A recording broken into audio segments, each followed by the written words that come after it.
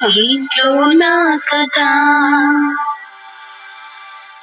అంతేనేమో అంతేనేమో అంతలోని వేదనేమో ఆడపిల్లనే కదా మళ్ళీ తిరిగి అడుగేసేది వచ్చిపోయే చుట్టంలాది నేను పుట్టి పెరిగిన ఊరికి ఇంకా పైన పరుగురి దాన్ని కట్టదాటి గంగ నేడు పంట ఉందని